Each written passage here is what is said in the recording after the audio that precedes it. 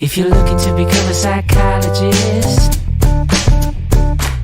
then let this be your guide. With this podcast at your side, you'll be on your way to being qualified. It's the Aspiring Psychologist Podcast with Dr. Marianne Trent.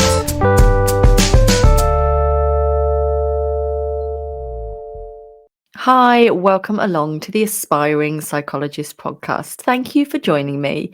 This episode is scheduled to be released on Monday, the 14th of November, 2022. If you are listening to it in that week, then please do bear in mind that the application deadline for the doctorate in clinical psychology for the clearinghouse applications is 1 p.m. on Wednesday, the 16th of November. I'm sure that won't have passed you by, but I just wanted to get that on your radar. So today's episode is a guest episode, and I am joined by Elisha Hussain, and it would be advantageous for you to listen to the episode on values if you haven't done so already.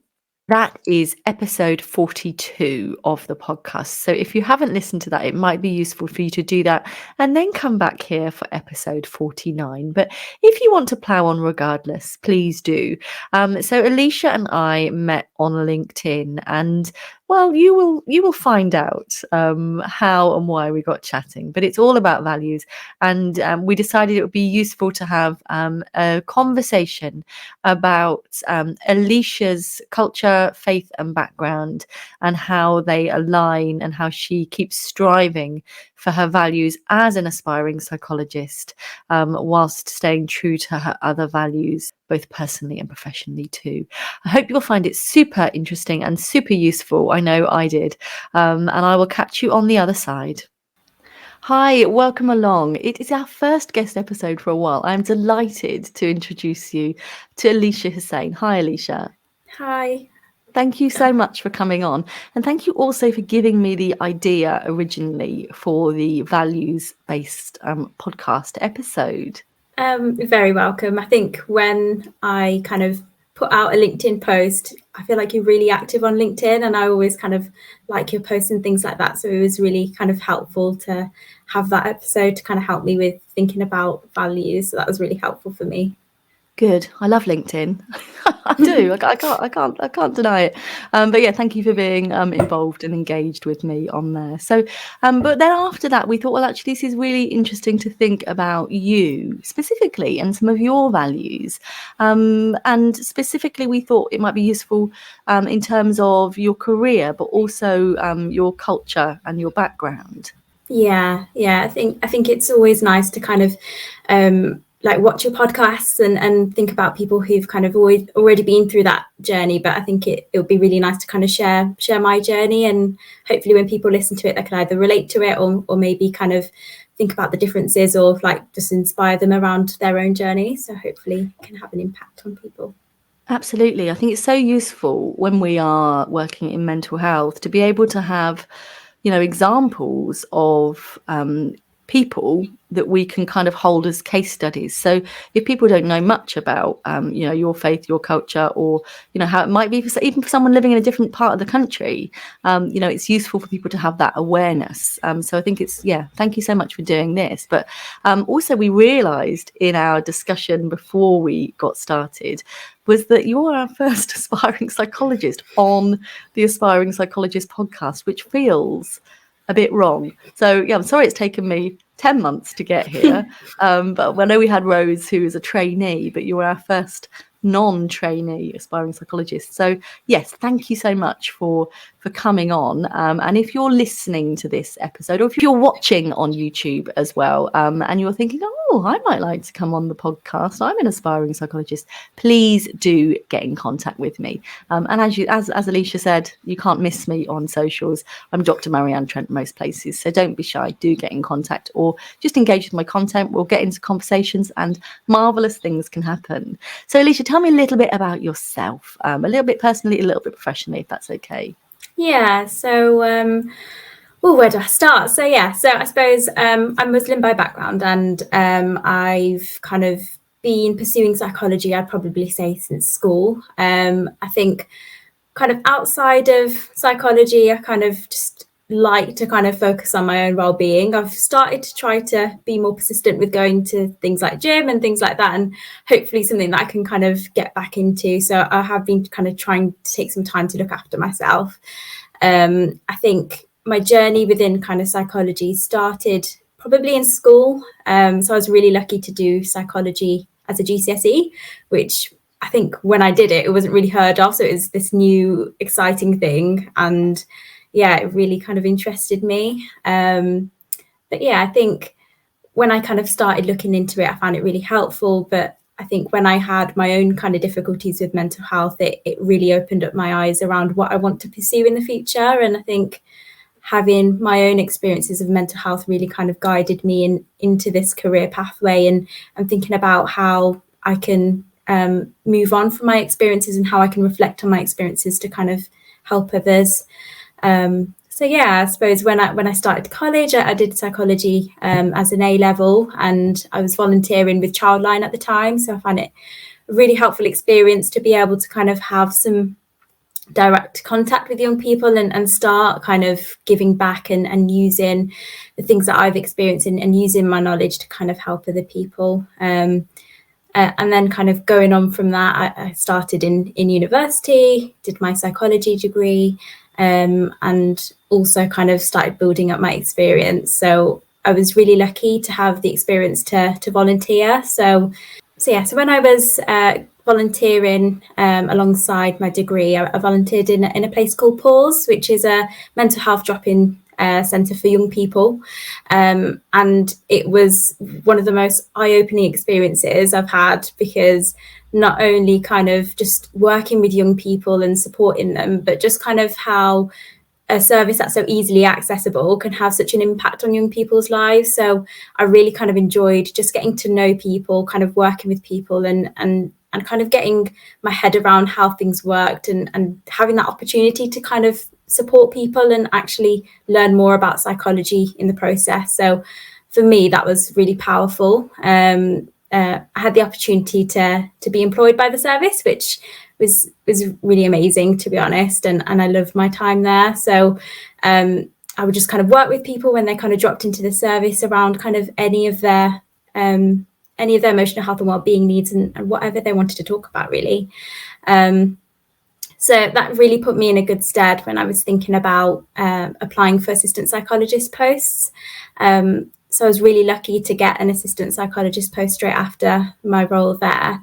And that's where I'm working at the moment. So I'm currently working within Black Country Healthcare Trust within a service called Action for Children, which kind of covers the area of Staffordshire. And basically I work with young people and children. And I think I've really found it helpful to work with young people and children. I think potentially when I'm working with young people, I kind of reflect on my own experiences of struggling with my mental health when I was a child. So I think it was just something that I found really kind of helpful for me as well.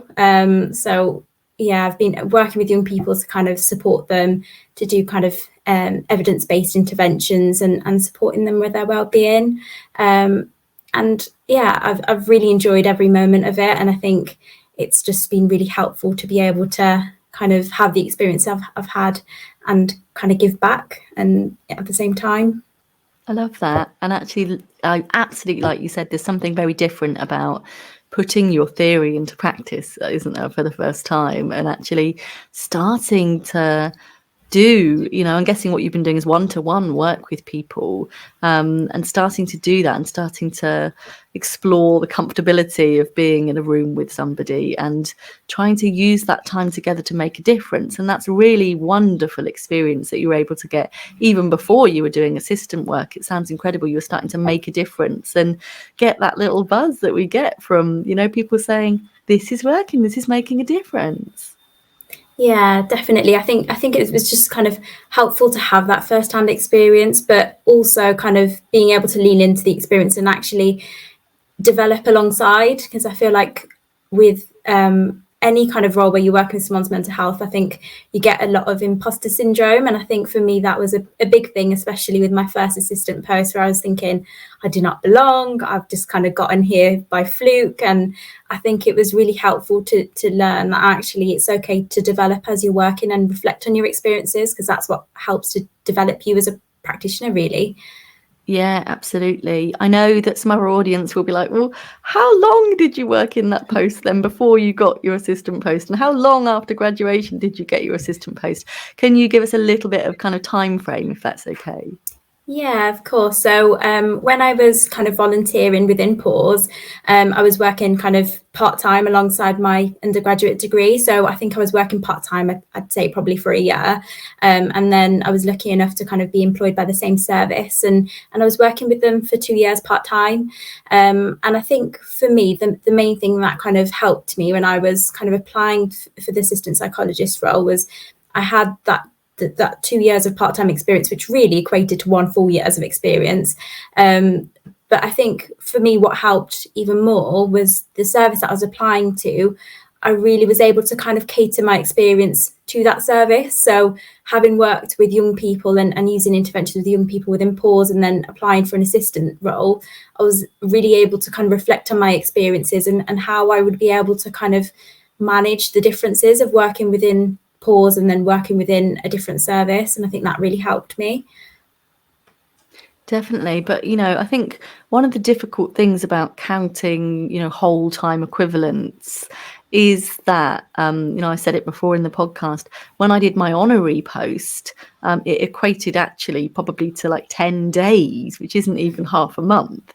But because that was spread over probably 3 or 4 months, the amount of learning and development and, increasing in my confidence I was able to do within that couple of months was amazing, and what we were saying before we began as well was that we really need to be changing and developing and reflecting. And in the 2-year period, you're going to be a very different person, even from the very extent that your brain is going to be more developed, in terms of if you went to uni at 18, you come out at 21, by the time you're 23, your brain is almost kind of fully done-ish, in terms of your frontal lobes and everything. You're going to change. If you haven't changed a great deal within those 2 years, that would be more worrying.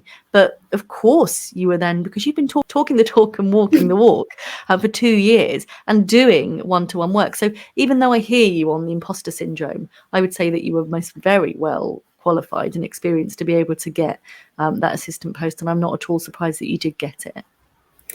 Yeah, I think reflecting back now, I do feel like I was ready at that time, and I feel like it helped me to apply at the right time. And I think using those reflection skills really helped me to think, actually, I do feel ready now, because I was considering it for a while, but I thought, actually, I want to get more out of this role before I do that. And it totally resonates with me around how actually, even if you're working kind of once every week or like a really kind of sparse amount of time in a different role, it really helps, because I suppose alongside my current assistant role within Action for Children, I'm also doing a role swap with another service. So once every fortnight, I go over to the autism assessment team and kind of support that team around autism assessments. And actually, although it's once a fortnight, you think, well, that's not a lot of experience, but actually just those kind of first couple of times I've done that role swap, but I've actually got so much out of it that you really kind of value that time, and it's not kind of the quantity but the quality of what you're learning and what you're developing.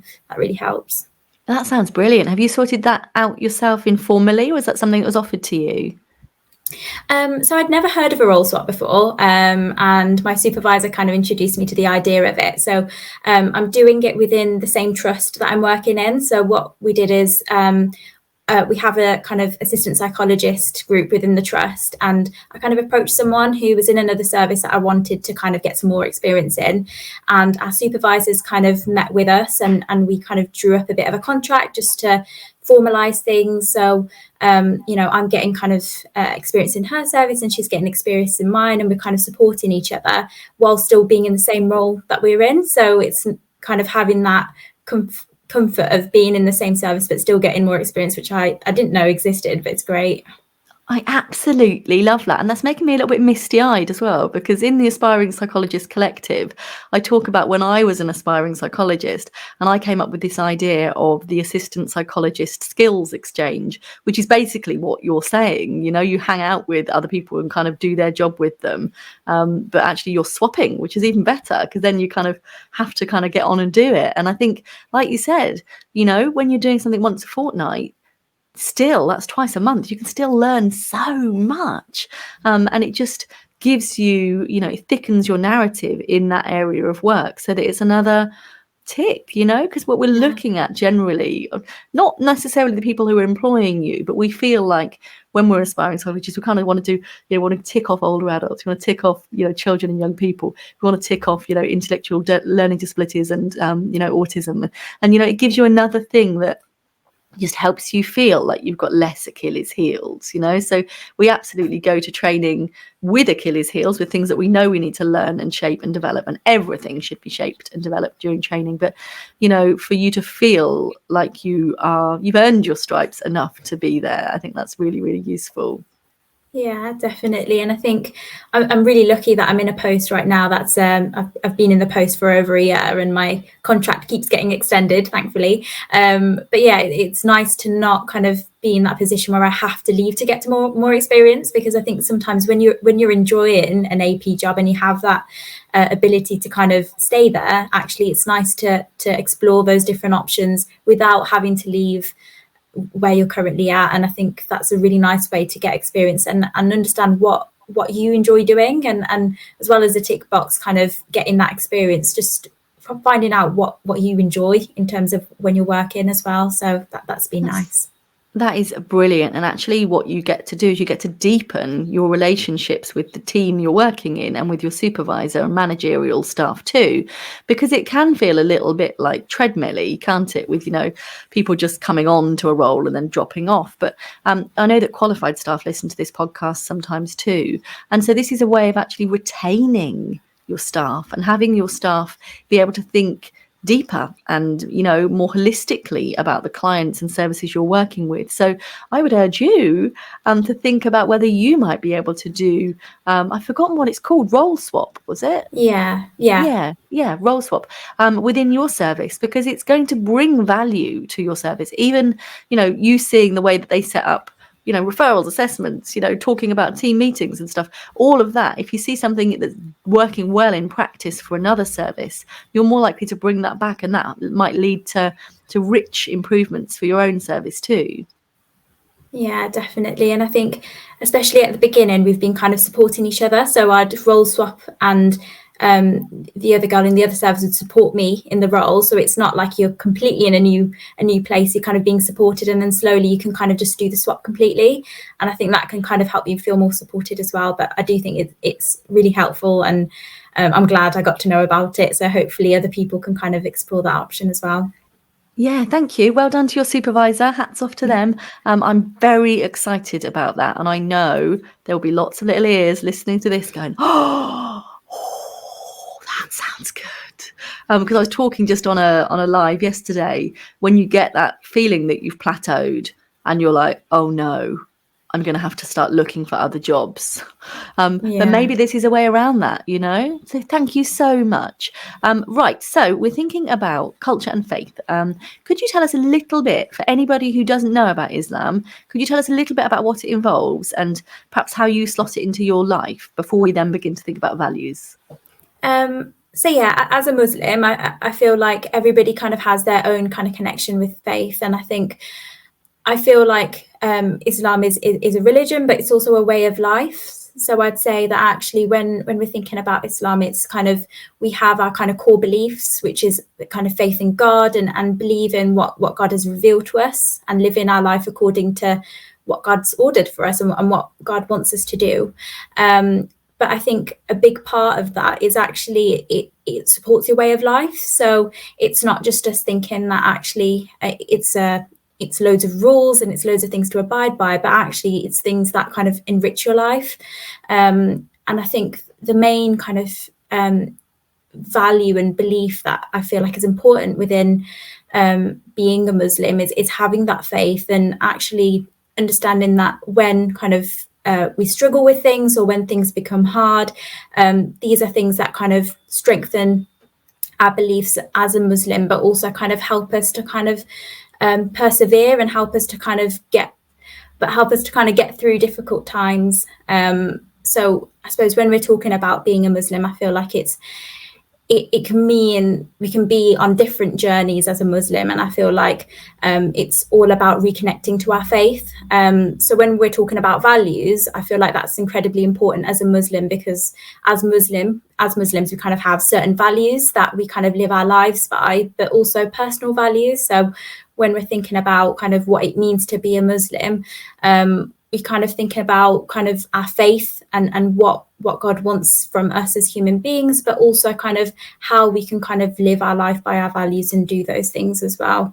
Brilliant. Thank you so much for that. So we've spoken about values. Now would be a good chance to introduce the values that we've gone through and you've selected for today. So we thought it'd be better to do the bit before off camera, because otherwise it's like, what? You say that bit again? What? So the first of our values is acceptance, to be open to and allowing of things I dislike or don't want in myself, others, and the world around me.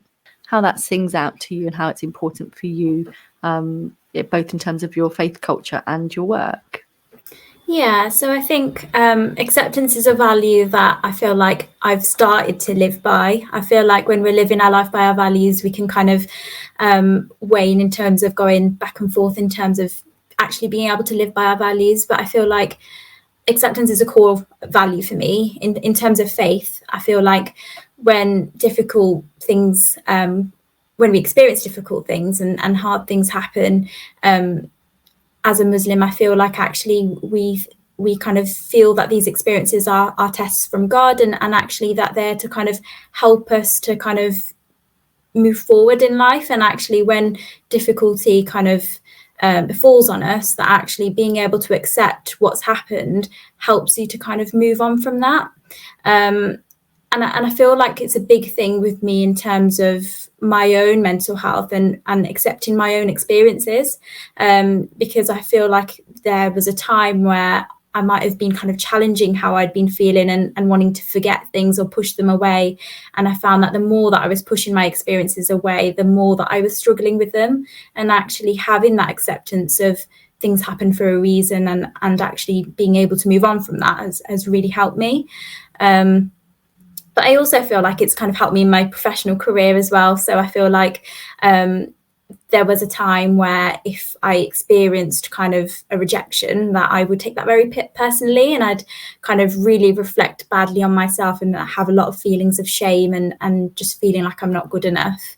And I know I've kind of applied for the doctorate course before, and I know that's something that others might have experienced, of where you feel where if your application isn't accepted, or if you don't get that job, or if things don't pan out the way that we want them to pan out, we really hold that personally and we get hung up on it. And I feel when we're able to kind of be more accepting of changes, and I think that's something that I found, that when I've been more accepting of changes, it's helped me to kind of move on and reflect on things, and thinking about actually what's kind of led me to this point, or how can I move on from this. And I think previously I was very goal-based when I was thinking about my career. So I was very like, I need to get an assistant job, and then I need to get onto the course, and it's all time limited, and if it doesn't happen, I don't know what I'm going to do. But when I started to be more accepting, I found that actually I found more enjoyment in things. I found that actually I could enjoy my assistant job a lot more, because I was spending time enjoying my experiences rather than thinking about what's next. So that's helped me, I think. Good. Really, really pleased to hear that. And yeah, it's about being able to look sideways as well, isn't it? Not just forwards. And some really important points you've raised there. Okay. All right, thank you. So the second of our values is persistence, to continue resolutely with your task or challenge despite problems, fears, and difficulties. Yeah. So I feel like that does relate to a little bit of what I've talked about in terms of acceptance, but I feel like we all kind of go through things in our life where we struggle. And I think when I've kind of thought about back to my experiences, I feel like there was a time where I might have struggled with persistence, where I've tried to persist and I felt that actually I wasn't able to live my life according to that value. But actually how when I was able to persist and when I was able to kind of show persistence, how effective that was for me. So I know when I was struggling with my mental health, I really struggled to kind of move forward and to go forward with things. And I think when I had that ability to persist, it really kind of bettered me as a person, not only just how I was feeling, but kind of made me more, I feel resilient as a person. And I think it's something that I try to move forward in my general life. When things kind of are difficult, I feel like sometimes I can find it difficult and I might want to give up. But then when I do persist, I'm grateful that I have. And I think everybody who's listening would have times in their life where they've felt that they've kind of experienced something that was really difficult, whether that be in their personal life or professional. And I think with psychology, it is one of those kind of careers where persistence is really important. We know actually it is a competitive kind of place, but actually how when we do persist, we can see those rewards. And I think just persisting in what we want to do in our career can be really helpful, and kind of moving forward with the steps. And even if you do receive news that isn't what you wanted to hear, being able to kind of move forward from that shows that persistence. So yeah, I do feel like we reflect that as psychologists. Definitely. And is there some crossover with your faith in terms of persistence as well? What does your faith teach us about persistence, for example? Yeah, so I think it's in Islam, there's a concept called sabr, which is basically meaning that when we go through things that are difficult, or when we go through trials and tribulations, that when we show persistence and we're able to kind of move forward with things, that actually we're rewarded for that and we're able to kind of get benefits from that. And I think it's very much about we do as much as we can to change the situation and move forward. But in cases where we've done our best and we can't kind of change a situation, it's about kind of keeping faith, thinking that actually things will get better, and showing that kind of ability to move forward when we can. And when things aren't, when we're not able to move forward, actually keeping faith helps us to stay grounded and move forward in our lives. Thank you for that. As we were talking about persistence before off camera, we also thought about the other value of patience. So now might be an interesting and useful time to think about the value of patience, which might be versus persistence or in addition to persistence. Yeah, so I think I was touching on it a little bit towards the end. It kind of veered into patience, where actually we think about, we always kind of persist and push forward, but there are points where sometimes the best thing that we can do is be patient. And actually something like acceptance commitment therapy really sits well with me, because I feel like we change what we can change and what is in our control. But when we're struggling and actually there isn't anything that we can do, it is about kind of accepting that and being patient and kind of thinking about, actually, there isn't anything that I can do to change the situations. How do I move forward from here? And when I was talking about persistence in relation to being a Muslim, I feel that patience is really important, because we know when we wait and when we keep faith, that actually it can be really, really helpful to us as people to understand that sometimes things aren't in our control, but what we can do is be patient and kind of persevere and move forward with things. And I think within psychology, you have to be a bit patient. And I know it's one thing that I learned when I did my first deaconing application. I didn't realise how patient I'd have to be in terms of finding out if you get accepted, if you get an interview. It's a long time to wait, but you definitely show that patience to be able to kind of wait through and persist and kind of spend that time to do that. Absolutely. The struggle is real. It goes on a long time. like Yeah. you say. Oh, and to anybody else but by the time this episode goes out, I think we will just be on the cusp of submissions for this year. So the waiting game begins. So yeah, we will come back to that in future as well. Thank you, Elisha. So the next is curiosity, to be curious, open-minded and interested, eager to explore, discover and learn. Yeah, so I think as a Muslim, we're always encouraged to be curious. So it's always about kind of seeking knowledge and being curious about what you believe as well. So when we are kind of reconnecting to our faith or connecting to our faith, we want to be able to be curious about what our faith means and what our faith means to us, and we're encouraged to kind of seek knowledge and develop. So it's not about us just saying, actually, this is what you believe and that's it, but we always are encouraged to kind of go further and seek more knowledge and think about how that relates to us. And I feel like curiosity for me as a person is really important as well. Because I feel like curiosity kind of opens the doors to being open-minded. So when we're curious about things, we can be more accepting, we can kind of be more tolerant and things like that. So I feel like within my experience within psychology, being curious has really helped me, because I feel like when reflecting back on previous experiences, sometimes I could have been quite rigid-minded and thinking, actually, trying to fit people into a formulation rather than the other way around.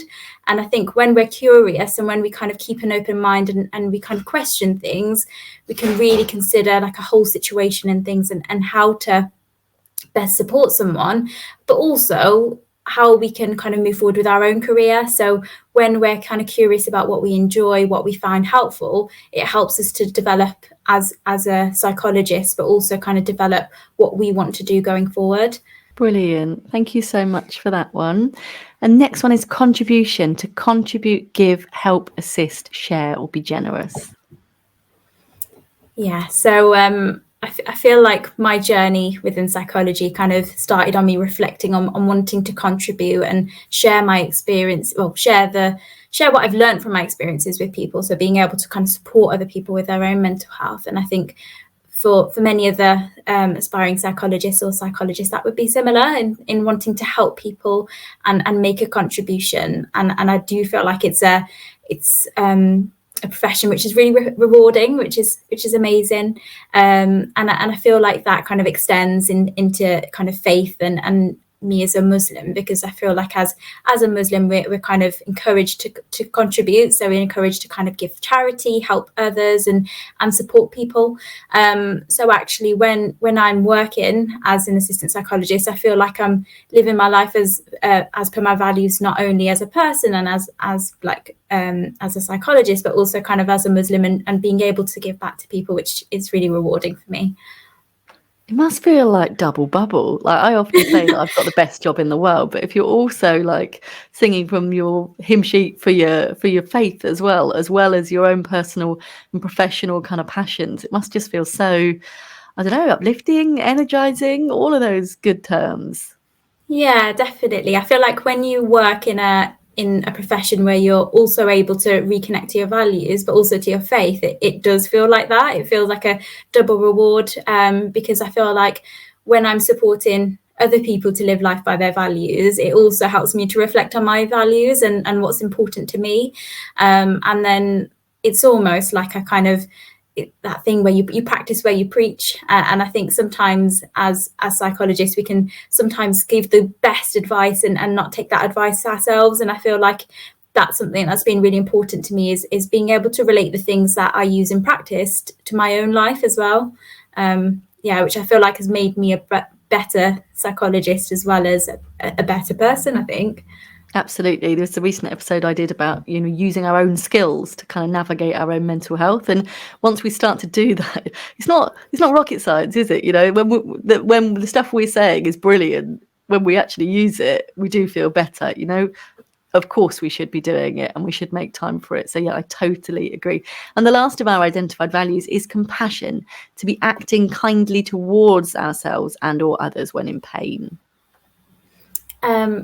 So I feel like I've always been quite compassionate towards other people, and I feel like kind of choosing psychology as a career kind of helped me to live my life according to being compassionate.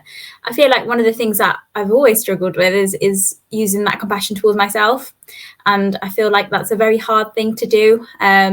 But when we are able to do it and we're able to build those skills, it makes things so much better, and it makes you be able to reflect on things so much better. So I feel like when I am able to be more self-compassionate, I do feel like I get more reward out of things, because actually I feel like sometimes we can be quite hard on ourselves, and we live life according to our values in terms of showing compassion to other people, but sometimes don't apply those same values to ourselves. And I think that can be really, really important. So yeah, I think that has helped incredibly, I think. It really can. And I know I keep saying about all the stuff that happens off camera, and people are like, when can we listen to the off camera stuff? That sounds great. One of the least downloaded episodes of this podcast series is the one on kind of self-compassion. And actually that's the one that's going to be the difference that makes a difference. So everybody download that one as well, because you're so right. It's so important.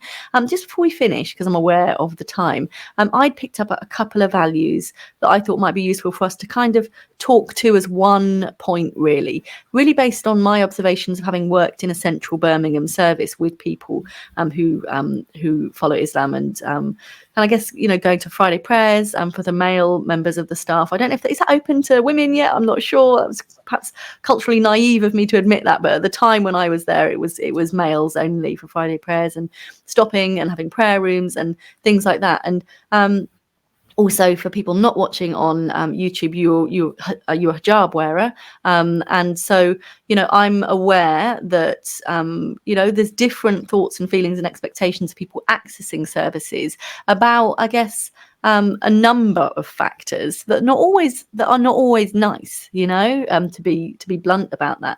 And I guess I was thinking about assertiveness, respect, flexibility, and freedom, you know, so to other people to have freedom of choice and actions, but also being respectful, and your perhaps assertiveness to be able to stop and say, actually, I do need to stop now because I need to do this, or I can't do that because that's outside of what I believe or what I feel comfortable with, but also whether there's any room for flexibility around some of this. Is it okay to have a brief conversation about some of that, Elisha?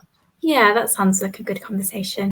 I feel like one of the things to kind of point out is I definitely feel like there are rules with all religions and all kind of cultures, I feel like, as well. So I feel like we all kind of have points of assertiveness and things that we kind of morally want to do or believe. And I feel like that's kind of exists in all of us. And I think when we're thinking about religion, I feel like it's really important to think, yeah, there's definitely things that we should do and things that we shouldn't do in terms of what we believe as Muslims. And I feel like when we're thinking about assertiveness, I suppose the reason that we do it is because of our devotion to what we've been told by God and what's been instructed by us by God. And I think when we're thinking about assertiveness as well, I think it's helpful to think about things in terms of we have that kind of trust and belief that the things that have been kind of that have been decreed to us and the things that we are told to do help us to live a better life. And actually, when we're thinking about being a Muslim and we think about kind of giving charity, and that's something that's ordained on us, and fasting to kind of consider people who are less fortunate and all those kind of things, it helps you to reflect on yourself as a person, but helps you to live a life according to your values and helps you to kind of live as a better person. And I suppose we have that belief that God knows better than us. And I suppose sometimes our kind of desires or the things that we want to do might kind of go against our values. And it's thinking about how we can live our life according to our values. And even if we do things that we're not supposed to do or doing things that kind of take us away from our values, I think a big thing within Islam is being able to notice that and then seeking forgiveness for it, but then kind of going back to living our life by our values. So I feel like sometimes when we're thinking about things, it's about how actually we know that we all kind of at points in our lives go move away from our values. But the important part is kind of noticing that and coming back, because we know nobody's perfect, and it's hard when we kind of hold ourselves to perfection. But when we understand that actually as humans we aren't perfect and we can't do things all the time, then we're more likely to kind of reflect on ourselves and then being able to live our life by our values more. And I feel like that's where kind of forgiveness kind of comes in, but also freedom as well. We believe that everybody has the freedom to choice, so everybody has the freedom to believe what they want to believe, and there's no kind of force, or there's no kind of compulsion within religion. So you are kind of held accountable for what you do, but if you don't believe in Islam, or if you don't kind of believe in those things, you have a freedom to do that. But I suppose that's then your kind of responsibility, but it doesn't mean that you don't have the freedom to kind of choose. And yeah, I think that then ties into respect. And I think a big thing that we're taught is respecting people despite their differences. So no matter what your kind of religion or culture, that actually we should treat people with respect and kindness. And that's something that I suppose when you kind of look at the life of the Prophet, peace be upon him, he kind of showed that within his life work. And I think we kind of take our role model as how we should be living as Muslims and what our values should be from the Prophet, and that's how we kind of aim to live our lives. So yeah, I feel like that might have touched upon the different parts, but I think from my reflections as a Muslim, that's what I would believe. But yeah. Brilliant, thank you. And thank you for also mentioning fasting, because that's a very big and important part of your faith, and something that, you know, I've supported clients through as well. And I always, from my perspective, I feel like I would dread that time of the year, but actually all of the clients that I've worked with love it. You know, they find it really energizing. They find it a really nice time to come together with their families and their community. And they really feel that it's a privilege, and they really enjoy it and benefit from it. Yeah, definitely. And I think when you think about fasting, everyone's thinking, oh, you can't eat and drink for a really long time. And that's true. And I think when we think about Ramadan, it's more than just fasting. So I suppose when we're in Ramadan, it's a time of reflection and reconnecting to faith. And I feel like that's a time where we kind of remove distractions. So we tried our best to refocus. And I think the reason that we enjoy it so much is because it gives us that chance to live our life by our values and reconnect. And I think sometimes life takes over and sometimes we move away from our values, but that having that time sometimes helps us to realize kind of why our values are important to us, but then also being able to kind of reconnect and thinking about reflection as well, because I think it's a big period of time where we reflect on ourselves and where we want to be, but also reflecting on those who are less fortunate to us and helping those as well. So kind of like giving charity and things like that is something that's a big part of our religion, to help other people.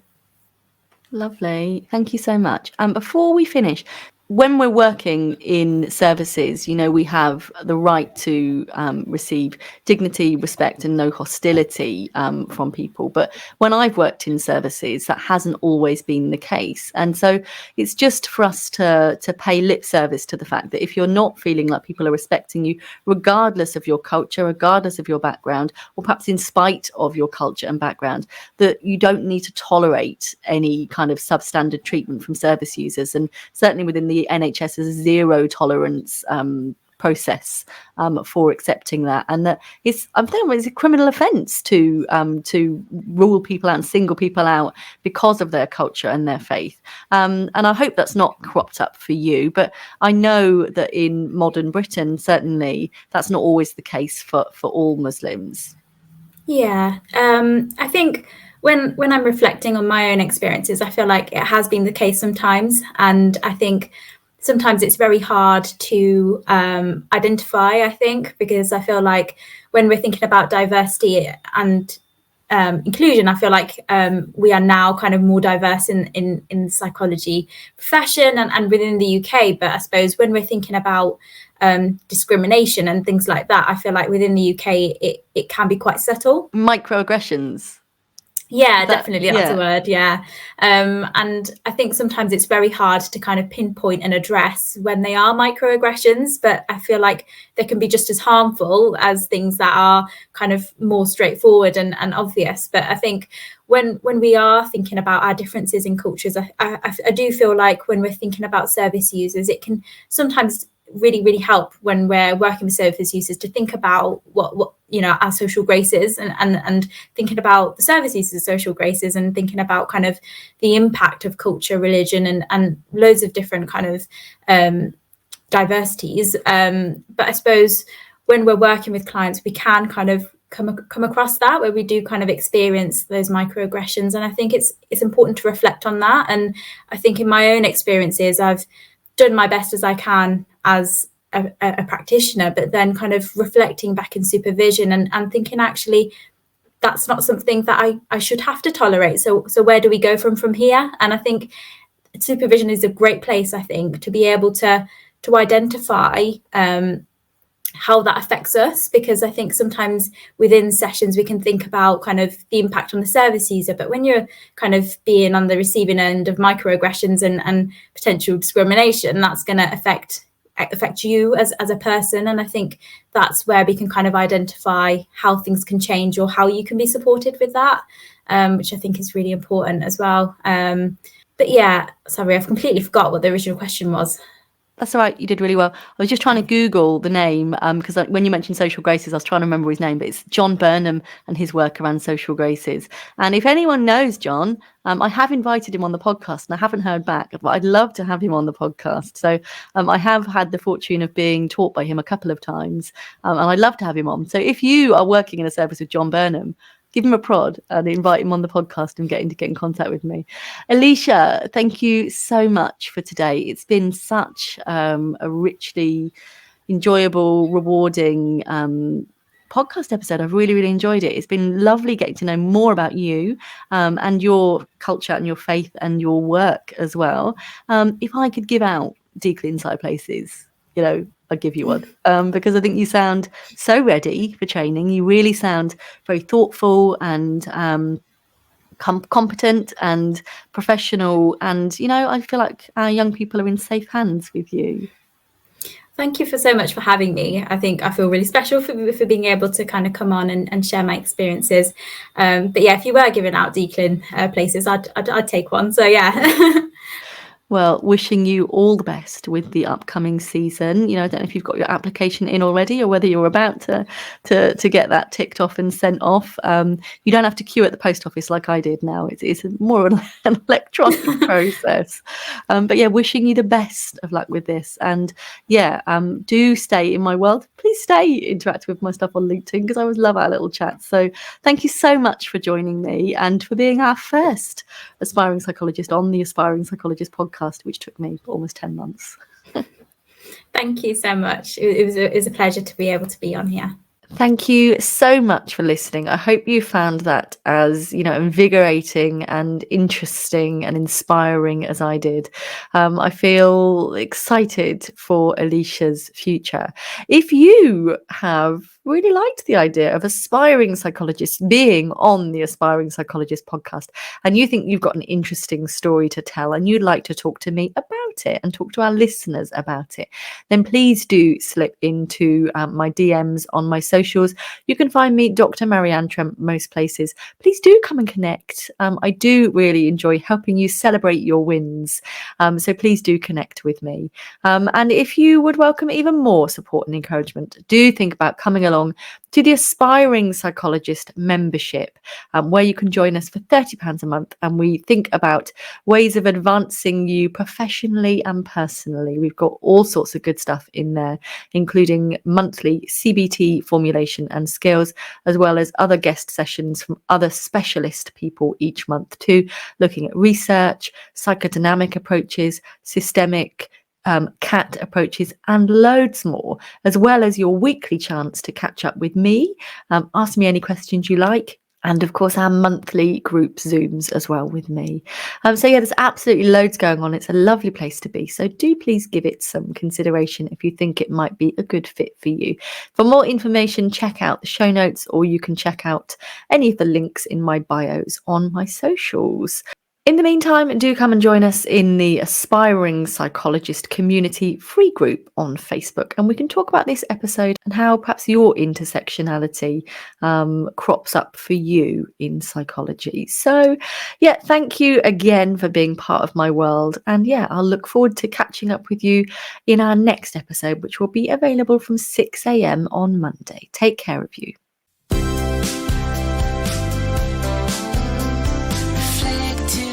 Of mental health professionals on the way to getting qualified. So many tips and lessons to learn from, so many things that you can try. The Aspiring Psychologist Collective. The Aspiring Psychologist Collective.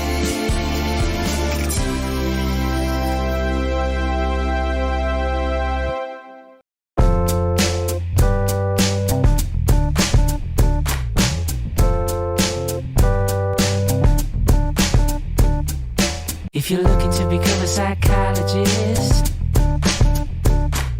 then let this be your guide.